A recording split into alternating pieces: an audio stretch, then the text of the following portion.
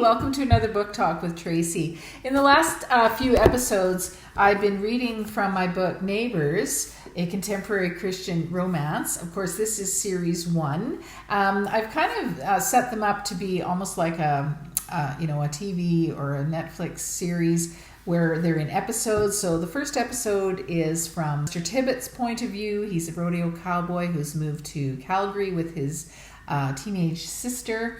And in episode 2, which I read last time, we're introduced to Sherry Chan, who is a math professor, but who is also trapped, if you will, in her very traditional family dynamic, where her mother just wants her to get married and have children and that kind of thing. Of course, there's going to be some interesting connections that occur over the course of the rest of the episodes, and I don't want to spoil that for you. But today, in episode 3, which is called Sneaking Around the Neighborhood, we're back with the Tibbets, and this time it's coming from the point of view of Patsy May Tibbet, the 17-year-old sister of Lester. All right. Patsy May Tibbet slid into a vacant seat, trying not to make eye contact with anyone else in the packed lecture hall. If she did, they might know she was a fraud. She'd always hated math, and calculus was the worst. She just didn't get it. If she'd had her way, she'd drop the class, but her older brother Lester wouldn't hear of it. She and Lester had just recently moved to Calgary. Lester said it was so she could attend college, but she knew it had more to do with the farm not doing so well. He loved the country, and it must have been hard for him to leave it behind. The farm had been left to him when their parents had died 9 years ago. Lester was considerably older than she was, 14 years older, in fact, and was more like a father than a brother. He'd raised her from the time she was 9 years old, and she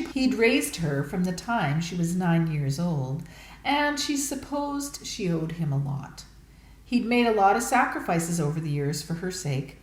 Still, it was becoming increasingly difficult to handle his overprotective ways now that she was practically an adult. Just wait until later that year when she turned 18. Then he couldn't stop her from doing what she wanted. Miss Chan, the math professor, entered through a door at the front of the room.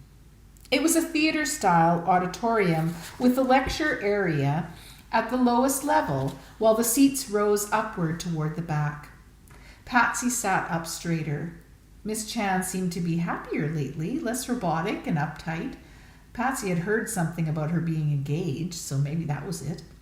No amount of pleasantries on Miss Chan's part could make calculus palatable, however. A latecomer maneuvered her way down the row of seats, and Patsy moved her legs to the side so the girl could slide by.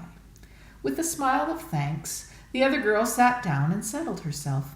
She had bouncing brown hair with just the right amount of highlights and was wearing a trendy outfit that screamed money without being gaudy. Patsy turned her attention to the onslaught of numbers. Not that it would make much difference. Miss Chan could be talking Chinese for all Patsy understood. The pun made her smile in spite of herself, and she settled into her seat. Chinese torture, that's what it was. 50 minutes later, the shuffle of zombied feet woke Patsy from her daydreams. She glanced at her notebook and sighed. The doodles on the paper didn't bring back any recollection of the lecture. She stretched and then chanced to look around. From what she could tell from the mass exodus, calculus sucked the life right out of most people. "I've seen you in class before." Patsy's gaze darted to the girl beside her.